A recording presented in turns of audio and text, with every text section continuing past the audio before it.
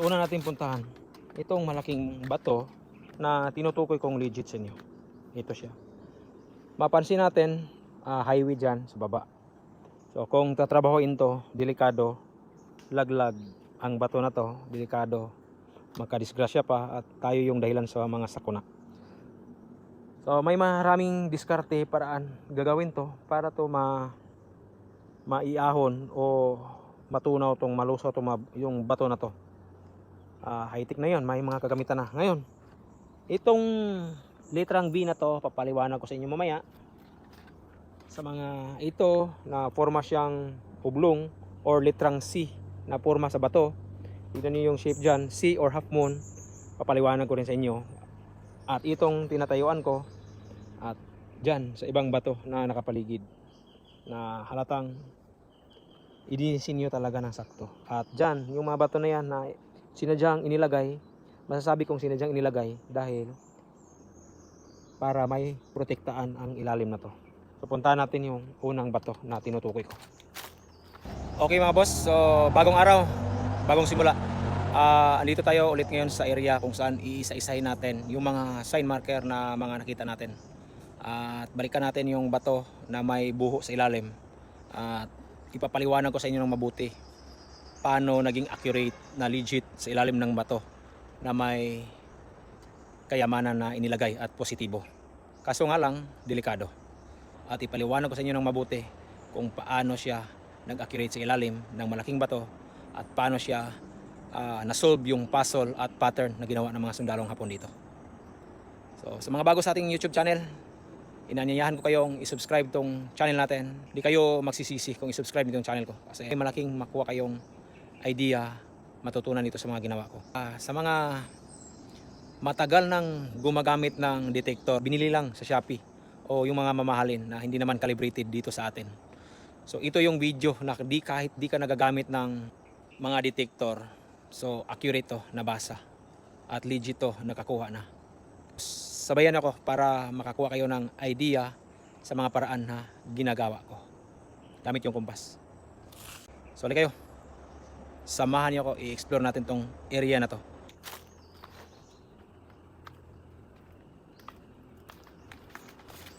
Papaliwanag ko sa inyo ng accurate. Huwag kayong bibitaw. Huwag kayong bibitaw dito sa video ko mga boss dahil may makuha kayong idea sa paraan na ginawa ko. Ito. Ngayon, yung oblong at litrang C or half moon na tinutukoy ko, ito siya na dot. Yung I na binabase ko, ginawa kong I dun sa unang video. At saka dito na makintab lang na ginawang pares dito. At itong malaking hole dito sa ilalim na may segundang hole sa ilalim na napurmang litrang D. Ngayon,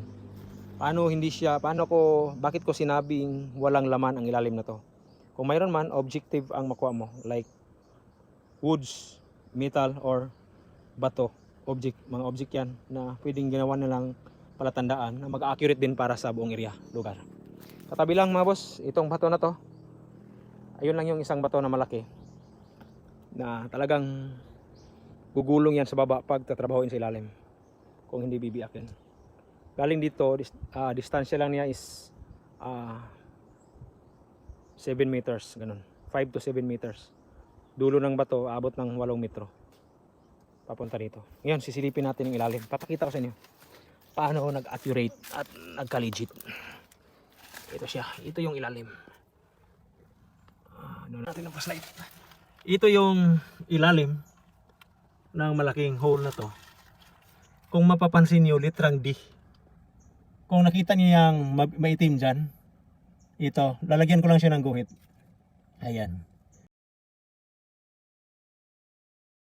Kita niyo yan, papaliwanag ko sa inyo ba't nilagyan ko siya ng guhit dyan. Para malaman niyo na accurate doon sa kabilang marka. Ayan. Isipin niyo yung bilog sa likod at sa harap ang flat. So litrang D. Kung dito ang pagbabasihan. Kung buo mo siya titignan, para siyang mangga. Hugis mangga. May pagka-oblong. Pero kung dito mo siya ibase talaga, to actual o personal, di mo isama yung ilalim dito, litrang D. D lang siya. Ayan siya mga boss. At ito, mas maliit dito kumpara sa dito. Malaki yung open niya kumpara sa dito. Yan. Tapos tayo sa actual. Paano naging accurate dun sa kabila. Basta tandaan nyo, sinasabi ko sa inyo. Basta tandaan nyo, sinasabi ko sa inyo. Yung formang ganito, buo mo siya titignan. Tignan mo kung hugis mukha ba siya ng tao or hayop. Tapos baliktarin mo siya ng tingin. Dalawang angle yan ang titignan. Mukha ng tao or hayop. Tagilid or front, buo siya titignan. Like niyan, like nito, kagaya nito. Doon yung travel. Doon yung travel sa kanya. So, nalalaman mo naman, ba't ko nalaman na yung tumbok niya, ayun.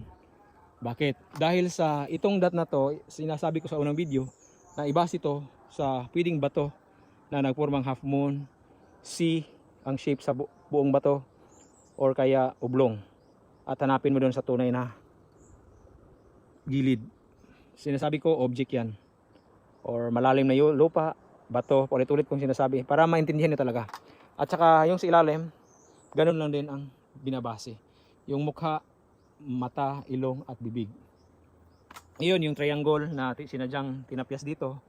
Nakita na natin yung triangle. Yan yung triangle, nasa gilid. Yung half moon or sea, ayon. At yung bilog na yan, yung malaking bato. Natural, bakit? Bakit siya malapit lang? Halos 1 metro lang yung diferensya na pagitan ng lubi, niyog na bagong tanim. Yung oblong na yan, kung himasin mo pa, matitignan mo sila, magkadikit lang silang dalawa. Kaya sinasabi ko sa iyo, nasa ibabaw yung half moon, oblong o formang C sa malaking bilog. So ngayon, proceed tayo sa dito, mga boss.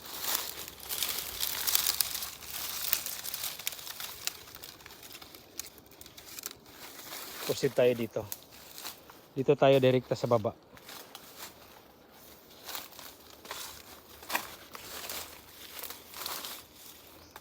Ngayon, direkta tayo, sasabihin ko sa inyo. Yung formang D or oblong or formang mangga, ito lang siya. Kita niyo to, sinadyang tinipak. Yan, sinadyang tinipak. So itim lang yan, parang binahaya ng cute ang tawag dito sa amin. Yan, sinadyang tinipak. So, 'di ba sinasabi ko sa inyo, yung formang D, yung flat niya is dito banda sa labas.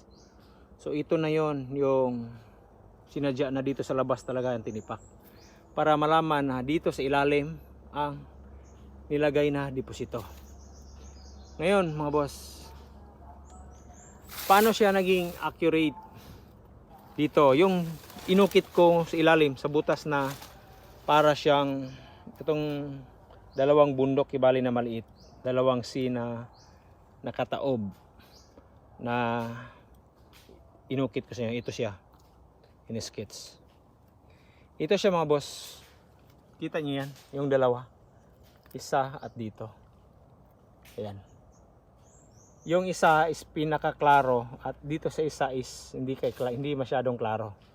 Pero ayan, klarong-klaro at parehong-pareho doon sa isang bato doon sa dot na ganito talaga yung hugis sa loob ng dot niya. Ito siya. Ito na yung prospect na deposito na mahahanap natin sa ilalim. Ito yung object na palatandaan na makita natin sa ilalim. Ayan, dyan sa ilalim. Na kung may encounter ka ng ganitong dalawa, pwede itong malaking bato na dalawa at isa lang na object dito sa gitna. Ito lang. Kita niyan. Para siyang box na forma.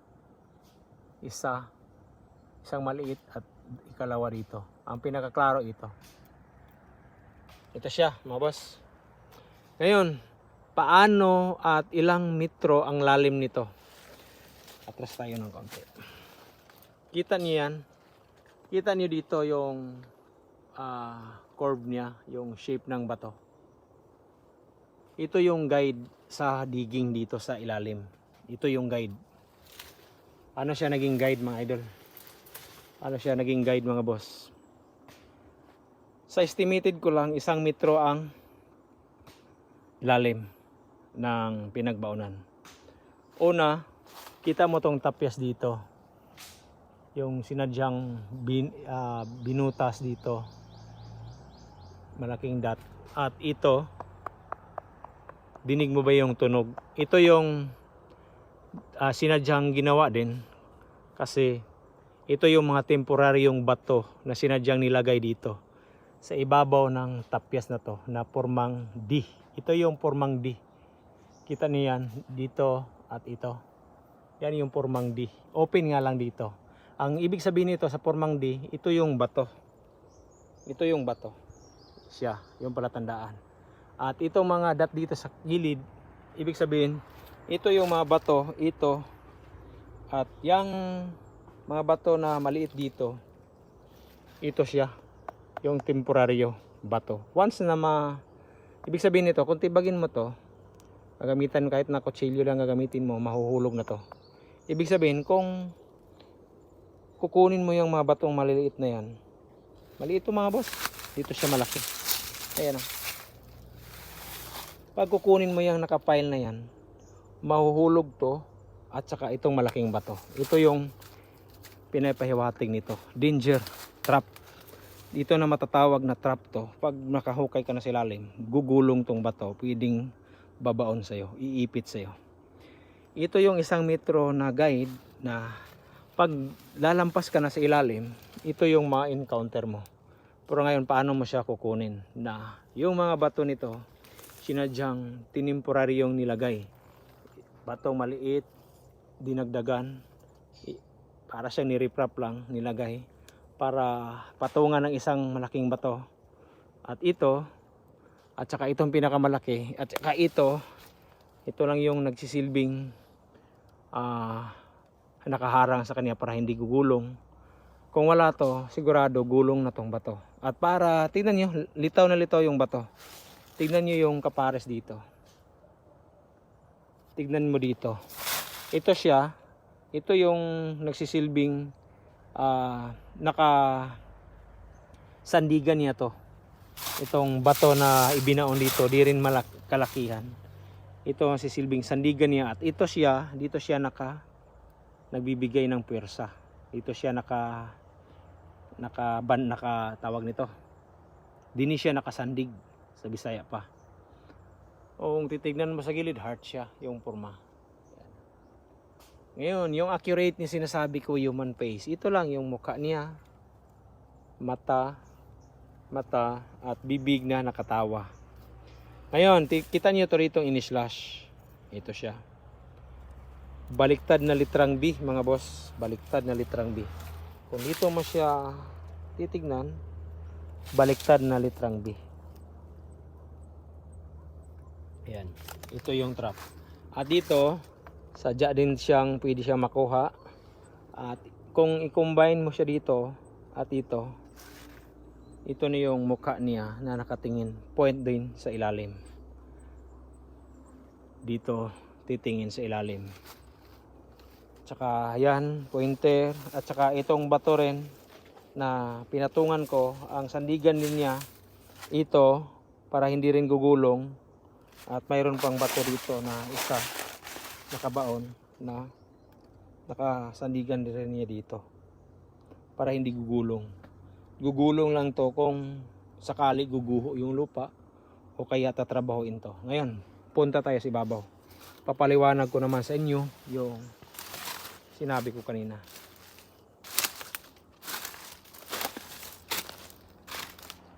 Dito tayo sa top.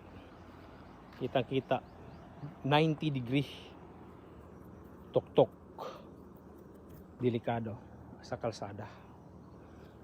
Ayun, ito siya. Kita niyo tong pattern dito. Pattern to mga boss. Paano isolve ang puzzle?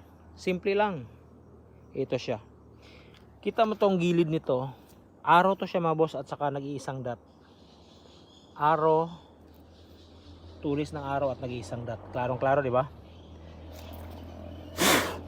Kita nyo rin yung dot dito. Titignan natin. Para din siyang D. Ayan o, may linya sa loob. Linya sa loob at ito. Yung linya niya, andito rin sa labas. Kagaya rin sa ilalim. Ngayon, paano siya mabase ito? Ito lang yung malaking bato. Ito siya. Kita mo yung side ng bato, yung malaki. Ito siyang side, ito siya. Yung continuation niya, yung bato na may triangle. Papunta rito. Tingnan mo yung tulis dito. Ibig sabihin yung tulis, itong bato. Itong bato yung tulis, ito. Ngayon, dito sa kabila. Ito lang siya mga idol. Yung tulis niya, may bato pa roon. Ibig sabihin, mayroon pang nakasigunda sa kanyang dot dito, maliban sa tulis. Kasi malaking bato to, tulis ng bato, pababa. At saka may pang i-deploy dito. Ibig sabihin, may mga bato pang dalawa na itinuro ko sa inyo kanina. At saka, balik dito, ito na yung curving niya dito sa kabilang pisngi. Ito na siya. Titignan mo mga boss. Dito, di klaro na may curving talaga. Pero kung dudungawin mo, ayan siya. Ito yung curving. Ayan. Dito at dito sa gilid. Ayan. Di ba? So, kuha na natin.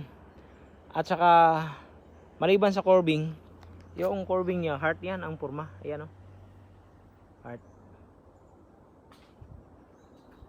Ngayon, paano naging ginawa dito ang dot?